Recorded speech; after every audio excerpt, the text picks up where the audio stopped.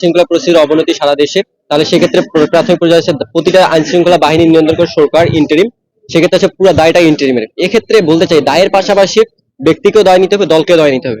কারণ আপনি দেখেন বাংলাদেশের আইন শৃঙ্খলা পরিস্থিতি বর্তমানে ক্রমান্বয়ে অবনতি। বিগত 1.5 বছর অনেকগুলো হত্যাকাণ্ড সংঘটিত হয়েছে। এই হত্যাকাণ্ডগুলি ম্যাক্সিমামে সংঘটেছে দুইটা দলের পারস্পরিক সংঘর্ষ কিংবা নিজেদের দলের সংঘর্ষের মাধ্যমে এই মানুষগুলো হত্যাকাণ্ডের শিকার হয়েছে। আমরা বলতে চাই যে আপনারা রাজনীতি করেন, রাজনীতি কার জন্য করেন? বাংলাদেশের জনগণের জন্য রাজনীতি করেন, জনগণের জন্যই আমরা রাজনীতি করছি। তাহলে সেই রাজনীতি যদি জনগণ নিহত হয় তাহলে আপনারা কিসের রাজনীতি করেন? আপনি যে আমাকে একটা আশ্বাস দিয়ে একটা ইস্তেহার দিচ্ছেন, তাহলে আপনার ইস্তেহারের আগেই তো আপনি মানুষ মারা ফেলতেছেন। তাহলে আমি বলতে চাই যে আমি আপনাকে যে ভোটটা দিব, ভোটটা কেন দিব? এই যে আইন শৃঙ্খলা অবনতি হচ্ছে এটার জন্য ইন্টারিম যতটা দায়ী ঠিক ততটাই দলগুলো। ইন্টারিম তো পুরা প্রশাসনটাকে কন্ট্রোল করতে পারে না। প্রশাসনে অনেকগুলো মানুষ আছে যারা হচ্ছে বিভিন্ন দলে এজেন্ডা বাস্তবায়ন করে প্রশাসনে বসেছে। সেই দলগুলোকে বলতে চাই, দলগুলো আপনারা আপনাদের নিজেদের ব্যক্তিগুলোকে নিয়ন্ত্রণ করে। আপনারা যদি ব্যক্তিগুলো নিয়ন্ত্রণ করতে না পারেন তাহলে আপনি সরকারে এসে কিভাবে সরকার নিয়ন্ত্রণ করবে সেটা আমার একটা সংশয় থেকে যায়। আমি আমার জায়গা থেকে বলতে চাই যে নির্বাচনের আগে আমরা প্রতি বছরে দেখেছি, হাসিনা রেজিমও দেখেছি, নির্বাচনের আগে মানুষ খুন হয়, বিভিন্ন জায়গায় আগুন দেওয়া হয়, পুড়িয়ে মানুষ মারানো হয়। যা একটা সবচেয়ে বিগ একটা ট্র্যাজেডি আমাদের বাংলাদেশে হয়েছিল যে ট্রেনে অনেকগুলো মানুষকে পুড়িয়ে হত্যা করা হয়েছিল। এরকম একটা বিগ ট্র্যাজেডি, সেটা যারাই আমলে হোক।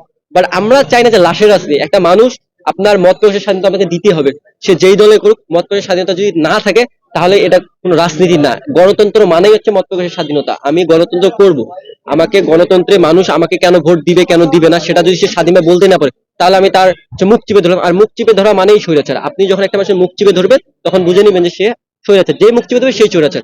আমরা চাই মত প্রকাশের স্বাধীনতা। আসলে নির্বাচনে আমি কাকে ভোট দেবো আমি যদি বুক খুলে বলতে না পারি, আমি কেন তাকে ভোট দেবো আমি যদি সেটা বলতে না পারি, তাহলে তো আমি আপনার সরকারের উপর আস্থা রাখতে কখনোই কোনোভাবেই পারি না। সেক্ষেত্রে বলতে চাই যে আইন শৃঙ্খলা পরিস্থিতি আরো অবনতি হবে আমরা সংশয়। কারণ এই সরকার আমাদেরকে সংস্কারের নামে মূলা দেখাইছে, মানে মূলা ঝুলা একটা সংস্কার দেখাচ্ছে। সংস্কার করবে করবে বলতেছে সংস্কার করব।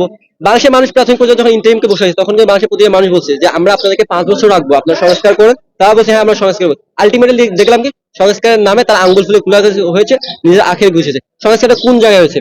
আওয়ামী লীগ নিষিদ্ধ, আওয়ামী লীগ কিন্তু নিষিদ্ধ হয়নি, আওয়ামী লীগের কার্যক্রম নিষিদ্ধ হয়েছে। এক দুই গেল কি আমাদের জুলাই যোদ্ধাদেরকে পূর্ণবর্ষ। আপনি দেখেন প্রান্তিক আপনার মিডিয়ারা আসেন একটু খোঁজ নেন, যতগুলো শহীদ 1,500 আছে, 1,500 শহীদ তারা কেউ ভালো নেই।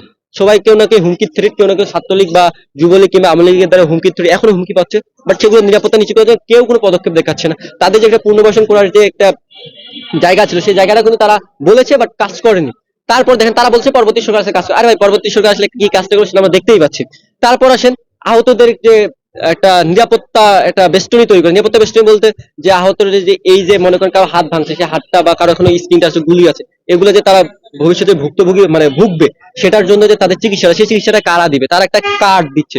আচ্ছা এই যে কার্ডটা দিল, এই কার্ডটাও কিন্তু তারা সঠিকভাবে দিতে পারে। এক্ষেত্রে জুলাই ফাউন্ডেশনও একটা দুর্নীতি করছে। সেই জুলাই ফাউন্ডেশনে দেখবেন যে বিভিন্ন জায়গায় আপনি খোঁজ নেন অলরেডি অনেকগুলো ভুয়া জুলাই যোদ্ধা হয়েছে এবং তারা প্রতি মাসে মাসে একটা সরকারি চাকরির মতো টাকা পাচ্ছে। আপনি একটু খোঁজ নিয়ে ভালো করে দেখবেন যে জুলাই ফাউন্ডেশন অনেক সদস্য আছে যাদেরও জুলাই যোদ্ধা কার্ড আছে, দেখবেন তারা কিন্তু পুরোপুরি সুস্থ। ভাই আমি পুরোপুরি সুস্থ, আমি একটা হাত ধরে ভেঙেই গেছে, আমার একটা হাত জাস্ট একটু ভাঙছে, আমি হাতটা হচ্ছে ব্যান্ডেজ করে চিকিৎসা করে ঠিক আমার পুরোপুরি সুস্থ। আমি এখন কেন জুলাই যোদ্ধার সহায়তা নিব? আমি কেন? তাহলে আপনার কোঠা সরাই আপনার লাভটা কি হলো? কোঠা না মেধা যে বললেন তার মানে আপনি জুলাই যোদ্ধা কোঠা চালাচ্ছেন। আলটিমেটলি দেশে এগুলাই চলতেছে। তা আমরা বলতে চাই যে আমরা ইন্টারিমকে চেয়েছিলাম বাট ইন্টারিম আমাদের কোনো সংস্কার করতে পারেনি, তারা শুধু আখের গেছে। দ্বিতীয়ত আমরা বলতে চাই আসন্ন যে নির্বাচনটা আসতেছে এই নির্বাচনটা আমরা সুষ্ঠুভাবে চাই। যে নির্বাচনের আগে যে লাশের রাজনীতিটা অবশ্যই বন্ধ করতে হবে। যেই দলের রাজনীতি করেন আপনারা একটা জিনিস ভাবেন, আপনারা ব্রেন দিয়ে খেলেন, আপনারা লাশ দিয়ে খেলেন না। বেশি পাওয়ার বর্তমানে বাংলাদেশের মানুষ খায় না। আপনারা যত বেশি পাওয়ার দেখেন বাংলাদেশের মানুষ তত বেশি আপনাদেরকে তিরস্কার করবে, আপনাদেরকে বয়কট করার দিকে যাবে। আপনি পাওয়ারের চেয়ে বাংলাদেশের মানুষের জন্য কাজ করেন। আরেকটা জিনিস বলি যে এই আপনি পাওয়ার দেখে বাংলাদেশের মানুষকে হত্যা করতেছে, বাংলাদেশের মানুষকে দাবাই রাখতে